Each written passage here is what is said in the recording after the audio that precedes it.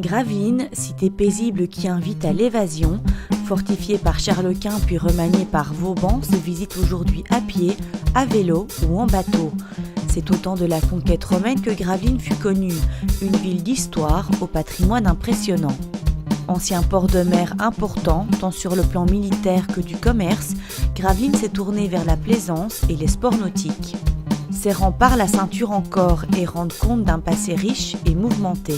La porte aux Boules, anciennement porte de Dunkerque, était avec celle de Calais le seul accès pour pénétrer à l'intérieur de l'enceinte fortifiée de Gravelines. Construite en 1725, la citerne militaire contenait 1 420 000 litres d'eau. Elle servait pour combler le manque d'eau de source et pour approvisionner la garnison en cas de siège. 1837, à la demande des marins, un phare d'une hauteur de 30 mètres fut érigé à Petit-Port-Philippe. Il entra en activité en 1843 jusqu'en 1989. Aujourd'hui, il est remplacé par des balises sur les jetées du chenal. Dans son enclos subsiste encore un corps de garde datant du temps des smugglers. Le beffroi, classé à l'UNESCO, est une véritable curiosité à découvrir.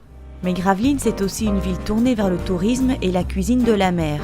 Poissons, fruits de mer et autres crustacés. Au retour d'Islande est l'adresse à ne pas manquer. Jean-Christophe Truand vous y accueille avec beaucoup d'attention. Petit-Port-Philippe était un port en partance pour l'Islande. Beaucoup de bateaux partaient à la pêche à la morue pour 6 mois. Par ici, tout le monde a au moins un grand-père qui a fait l'Islande.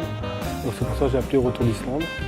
Nous sommes fort axés sur les fruits de mer, le poisson, avec quelques viandes pour ceux qui ne sont pas trop amateurs de poisson. Nous faisons la marmite du pêcheur, poisson mini bouillabaisse, la zarzuela, la paella, le waterzooi de poisson. Ensuite, nous faisons aussi des fruits de mer et tous les poissons qui sont de la mer du Nord. Le côté resto donne sur le port où se trouve une superbe terrasse en bois qui est aménagée pour l'été. On peut y admirer les bateaux de plaisance. Donc nous avons un côté brasserie, côté place, qui sert friterie, plat du jour, des petits plats et des salades composées. Ensuite nous avons le restaurant qui donne sur le port. Donc vous pouvez manger toutes sortes de poissons, tous nos plats cuisinés, nos spécialités. Et nous avons aussi un service extérieur. Nous nous occupons de repas de famille, mariage, communion, banquets de société, etc. Que ce soit en chaud, en froid, en viande comme poisson. Venez y flâner, découvrir le chef-d'œuvre de Vauban, quelle que soit la saison, n'hésitez pas.